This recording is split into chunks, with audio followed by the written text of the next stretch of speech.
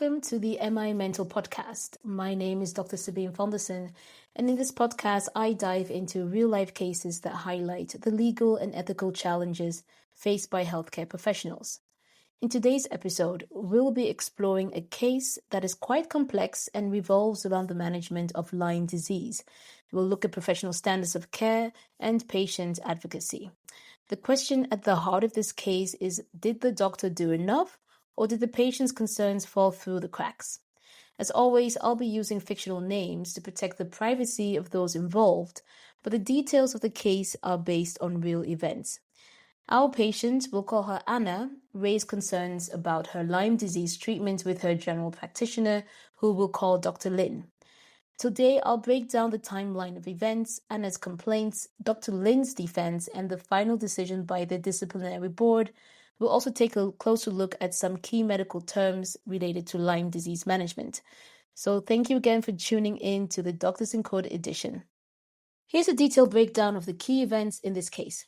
The first visit took place on March 29, 2007, when Anna reported a swelling in her right breast, a strange spot on her navel, and back pain. Dr. Lin examined her, noting a small mobile lump in the breast and a skin condition on her navel. A mammogram showed a benign result, and they decided on a watch-and-wait approach for the navel spot. On August 21, 2007, Anna returned and she was concerned that the rash around her navel had grown. Dr. Lin diagnosed erythema migrans, a typical sign of Lyme disease, and prescribed a 14-day course of doxycycline, an antibiotic which is commonly used to treat the condition.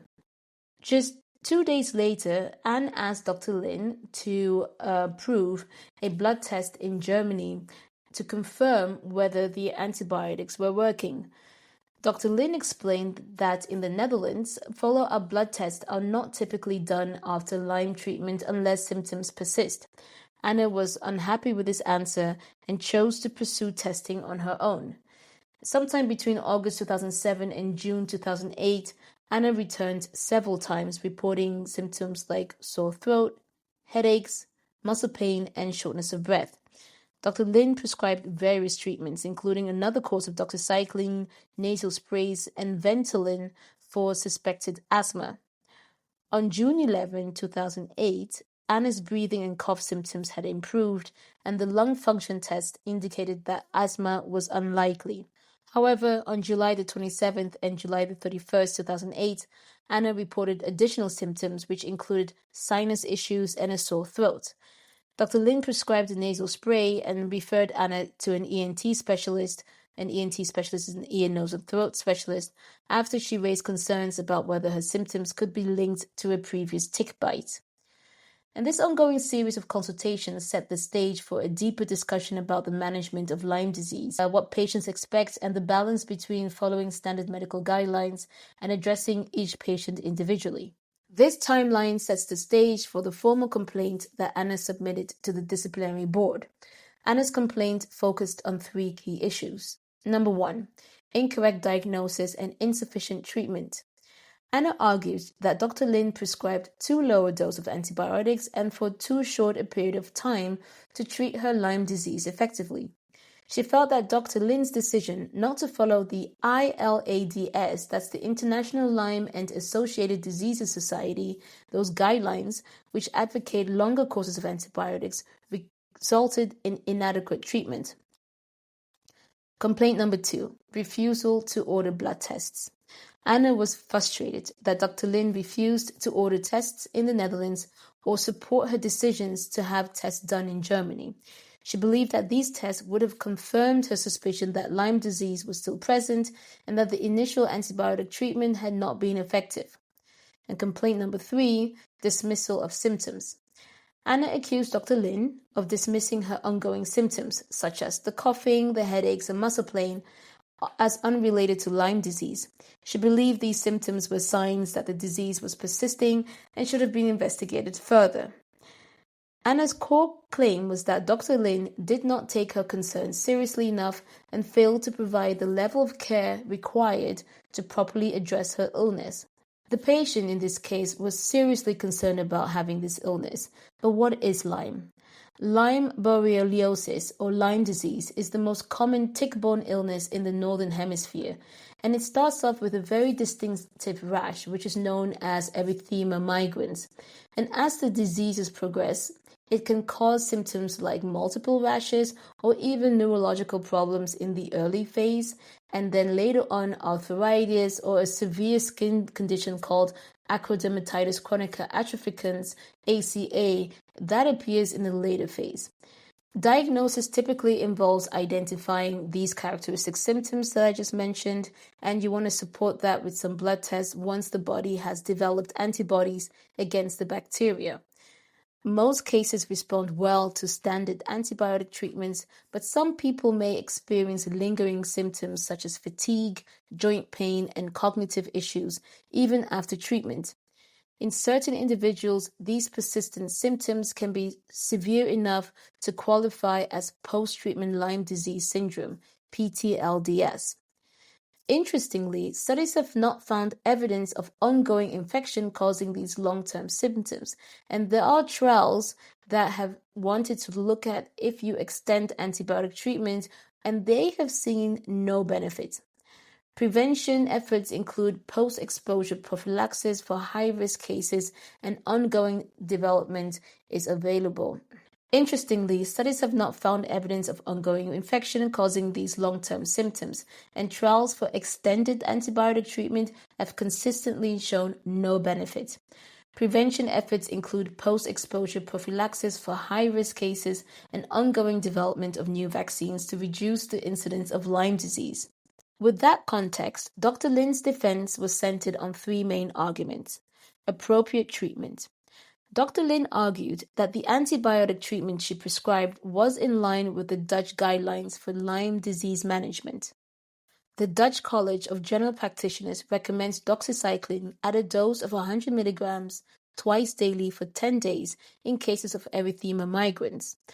Dr. Lin prescribed a longer 14-day course, which was already more aggressive than the standard recommendation.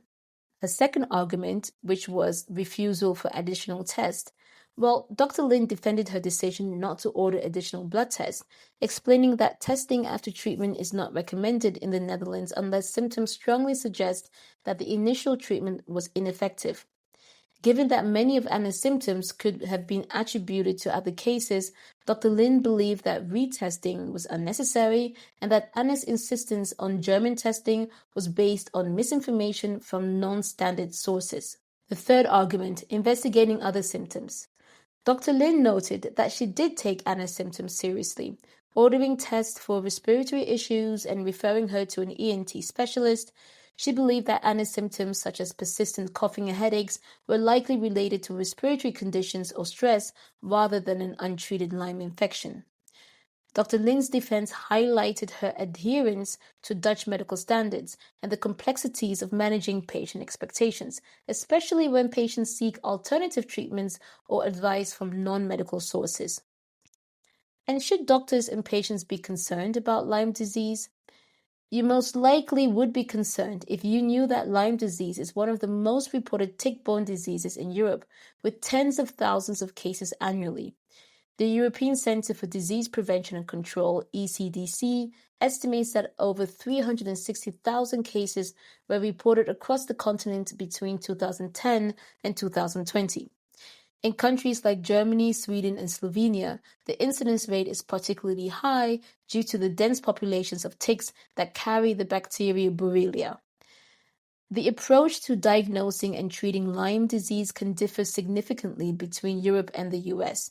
For example, in Europe, the species of Borrelia causing Lyme disease can vary.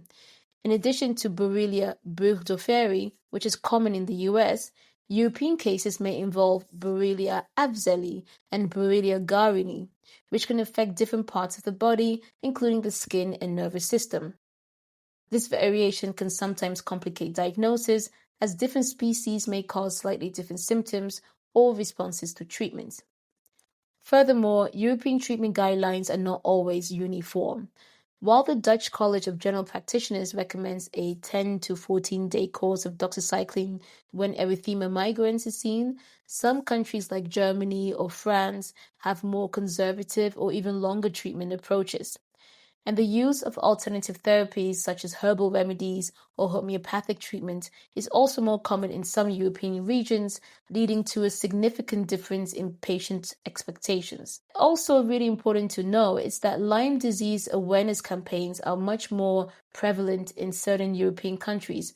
For example, in Sweden, public health efforts include widespread tick awareness and prevention programs, and that teach people how to properly check for ticks and what symptoms to look out for. In contrast, public awareness varies significantly in other countries, affecting how quickly people seek treatment and how readily doctors recognize the disease. So now let's move on to the findings of the disciplinary board. First of all, regarding appropriate treatment, the board agreed with Dr. Lin that the prescribed course of doxycycline was appropriate and in line with Dutch guidelines. The board found no fault in her decision not to follow the ILADS guidelines, as these are not recognized as standard practice in the Netherlands. Number 2, refusal for additional tests. The board ruled that Dr. Lin's decision not to order further blood tests was also justified. They concluded that there was no clinical indication for retesting based on Anna's symptoms, and Dr. Lin acted within her professional discretion by declining to support testing in Germany. With regards to the third claim, dismissal of symptoms, the board did not find evidence that Dr. Lin had dismissed Anna's symptoms. Instead, they noted that Dr. Lin had taken appropriate steps to investigate other potential causes of Anna's complaints, including referring her to specialists when necessary. Final ruling. The disciplinary board ruled that Anna's complaints were unfounded and dismissed the case. Dr. Lin was found to have acted within the bounds of professional responsibility and adhered to the accepted standards of care in the treatment of Lyme disease. Now let's take a moment to break down some of the key medical terms involved in this case. Erythema migrans. Now let's take a moment to break down some of the key medical terms involved in this case. Erythema migrans. This is a characteristic bull's-eye rash that is often the first sign of Lyme disease following a tick bite. It appears as a red, expanding ring-shaped rash that can grow over time. Doxycycline. This is an antibiotic commonly used to treat bacterial infections, including Lyme disease. It is often prescribed in cases of erythema migrans to prevent the spread of the Borrelia bacteria that causes the disease.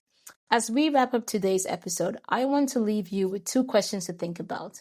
Question number 1. How should doctors balance standard medical guidelines with patients' desire for alternative treatments? I think that doctors should always strive for open communication, and they should explain why certain guidelines are followed and acknowledge the patient concerns. It is important to provide evidence-based reasoning while being respectful to the patient's wishes within the bounds of professional standards. Question number 2. What role does the patient's advocacy play when standard treatments don't align with patient expectations? Patient advocacy is crucial when there's a disconnect between what the patient wants and what medical guidelines suggest. Doctors need to listen carefully, ensure patients feel heard, and provide clear explanations of the risks and benefits of different treatment options. Here are some take-home messages and highlights. First of all, we need to identify and treat Lyme disease early and appropriately. The case highlights the importance of recognizing erythema migrans as a hallmark sign of early Lyme disease. When it's diagnosed, you need to start treatment with antibiotics like doxycycline because that is going to be crucial to prevent the disease from progressing further. In this case, Dr. Lin followed the Dutch guidelines and she prescribed doxycycline for 14 days, which is within the recommended range. However, it's also important for doctors to stay updated on treatment guidelines and be aware of variations in protocols between different countries. Managing patient expectations and communication. Anna was clearly unhappy of the lack of diagnostic follow-up, and there seems to be different views on how long the treatment should take place between her and her doctor. So really, the key message here is to clearly communicate about why certain tests are not done and why they are done in order to help avoid misunderstandings. If you want, as a doctor, you can take a moment to talk to the patient and show them some reliable sources, explain the limitations of the diagnostic test. I'm not saying it works all the time, but in my experience, I know that when I invite the patient to come back and I really show them what the steps are and why we do it, and that we also follow guidelines and it's for a reason, they typically mostly accept. But I do admit not all patients are going to accept my management plan, especially if there are other. Here's another important take-home message regarding managing patient expectations and communication. Anna was clearly dissatisfied, and this stemmed partly from a lack of agreement on diagnostic follow-up and differing views on treatment duration. In this case, clearly communicating why certain tests are or are not done can help avoid misunderstandings. Explaining the limitations of diagnostic tests and the reasoning behind treatment decisions can help manage expectations, especially when patients have already sought information elsewhere, such as the internet. And what I typically do is I can show them written resources or links from reputable medical sites in order to reinforce my explanation. And I invite the patients to come and sit with me so that we go through all those details together. And I try to help them understand the rationale between some of my decisions. It doesn't work all the time. And I have to admit that sometimes I give in and I do a test, typically knowing that this test is not going to give any extra information, but I know that it clears the patient's mind and they're typically much more relieved when the tests come back normal, but at least it's been done. So I do want to be very clear about it. Sometimes you can get away from this, and if the test is not going to cause more harm, in some cases it might be just a good idea to have the test done. Another take-home message regarding addressing patients who have persistent symptoms. For example, in this case, Anna reported ongoing symptoms. She had fatigue, headaches, and muscle pain. I've had patients literally who are determined that they have a condition, and because they go and look on internet and they find more information about the condition, they start developing exactly those symptoms to match that condition. And it's happened to me so many times. What I always do is I take them seriously, and you should. But it's sometimes hard because you kind of see a mismatch between what they say and what they present with. I think that Dr. Lin did an amazing thing here because she took all Anna's symptoms seriously. She even referred her to an ENT specialist. She ordered other tests. So there's no way, and then no one can say that Anna wasn't taken seriously. So it's crucial for doctors to document all the steps, and I document all the steps. And sometimes in the patient notes, I actually also write down why I'm not doing certain things at that moment, because I think it's also valid for me as a doctor to say I observe X, patient is saying something else, and there is no reason for me to do this now. The most important thing is documentation.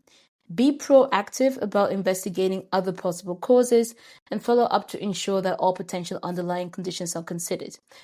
So I think it's important that addressing persisting symptoms does not necessarily always have to come from you, but you could ask another colleague to take more time and seeing maybe if there's an underlying anxiety. What are the issues that are causing this patient to keep on coming back with symptoms that really are not in line with the observations? Another thing to highlight is balancing what the guidelines say and who the person is in front of you. I agree that we have to follow guidelines because this is based on evidence, but the patient in front of you is not a protocol. If the patient wants an alternative approach, for example, they want to do some tests outside the country, I typically let them. I say, well, you're a free person. Go ahead and do what you wish. What I do say is that if they do these tests outside the country or in another laboratorium, I might not be able to interpret those results. So it's very important that they know that then I'm limited in terms of interpretation and what I can do with those results. And it might be that you have a conversation and say, I might not be the right person or professional to help them with this disease. I'm going to refer them to another specialist who can give input. So what I also tend to do with patients where, again, our expectations are not aligned, I tell them that I'm going to summarize the complaints, summarize the situation, and ask a specialist involved in this particular field to give their input. And I realized that usually, again, helps the patients and I to have a much better dialogue in the future. So what are the things that doctors can do to avoid court when it comes to something similar? Number one, document thoroughly. Always document the patient concerns, your clinical findings, and the reason behind treatment decision. If a patient requests a test or a specific treatment that you think is unnecessary, make sure you note your explanation and any follow-up actions in the medical record. So in this case, Dr. Lane's documentation of each consultation helped to demonstrate the steps taken to investigate Anne's symptoms and follow standard protocols. So by focusing on these practices, doctors can minimize the risk of litigation and ensure they provide high quality and patient-centered care. Thanks for tuning in today. If you enjoyed this discussion on Lyme disease management and the expectations of patients in this case, make sure you subscribe for more episodes of the MI Mental Podcast, Doctors in Court edition. Until next time.